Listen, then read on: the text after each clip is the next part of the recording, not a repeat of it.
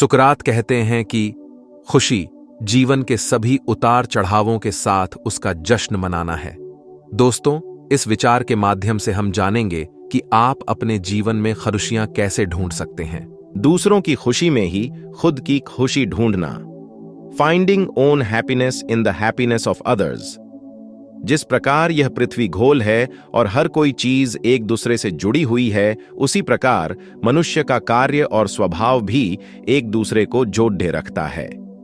पृथ्वी में गुरुत्वाकर्षण की तरह लोगों की भावनाएं भी किसी न किसी पर आकर्षित होने की शक्ति रखता है। उन्हीं कार्यों में एक बहुत ही मुख्य विषय है जिसके बिना जीवन की परिभाषा न के बराबर है, और वह है खुशी। किसी भी मनुष्य के पास चाहे जितना भी धन हो, सोना चांदी हो या घर परिवार हो, अगर जीवन में खुशी ना हो तो जिंदगी बेकार है। लोग हमेशा कोशिश करते हैं कि कैसे खुद के जीवन में खुशियां ला सकें, लेकिन वह भूल जाते हैं दूसरों की खुशी में ही खुद की खुशी ढूंढना जीवन में खुशियां बरकरार रहने का सर्वोत्तम रास्ता है। आखिर दूसरों की खुशियों से आपके जीवन में कैसे आ सकती हैं खुशियां? चलिए इस कहानी से समझते हैं। गुब्बारों की कहानी, द बलून स्टोरी। एक बार एक हॉल में बहुत बड़ा सेमिनार होने वाला था।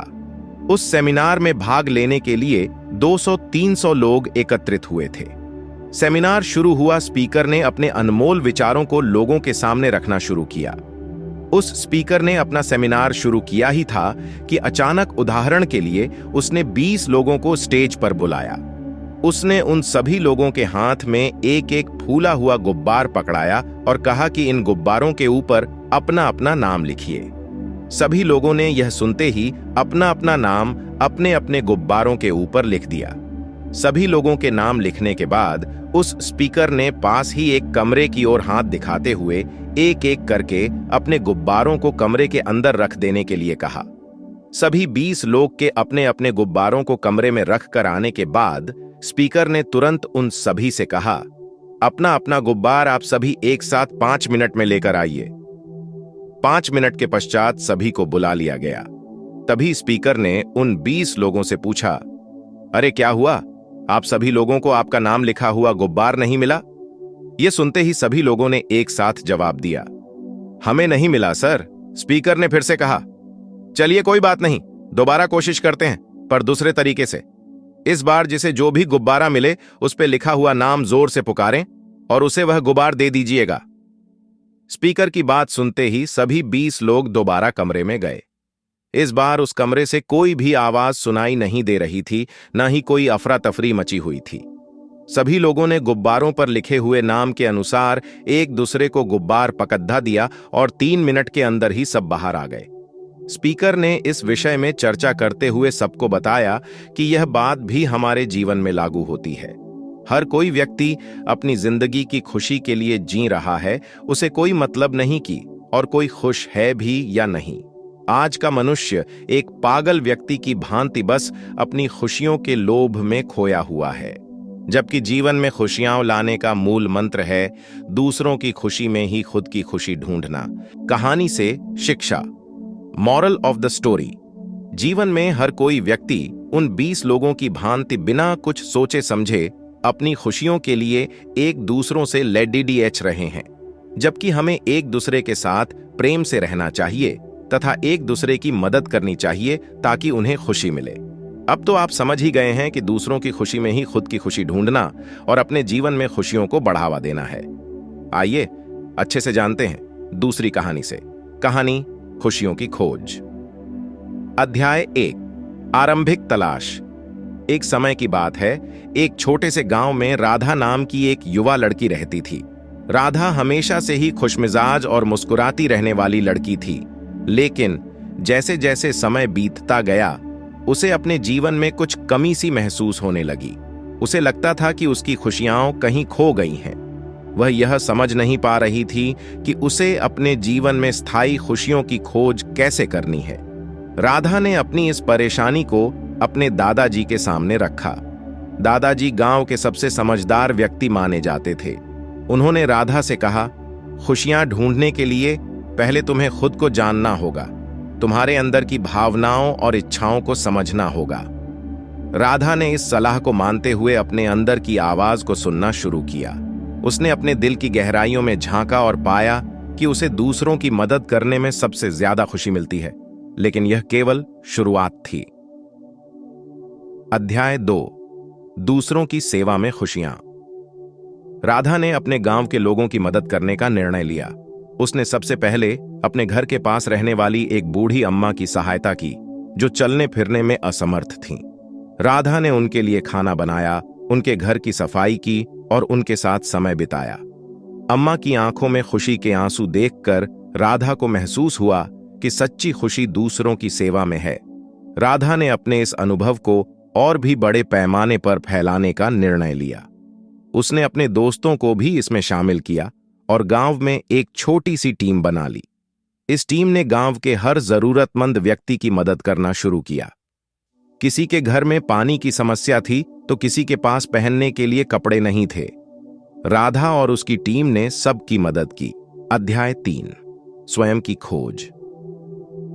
दूसरों की सेवा करने से राधा को बहुत खुशी मिल रही थी, लेकिन उसने महसूस किया कि उसके अंदर अभी भी एक अधूरी चाहत बाकी थी। उसने सोचा कि अगर उसे सच्ची खुशी पाना है तो उसे स्वयं को भी जानना होगा। वह अपने अंदर के सपनों और इच्छाओं की खोज करने लगी।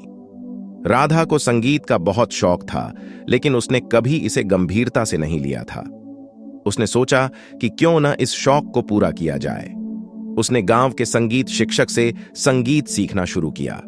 धीरे धीरे वह संगीत में निपुण हो गई और उसकी धुनों में गांव वाले भी खोने लगे।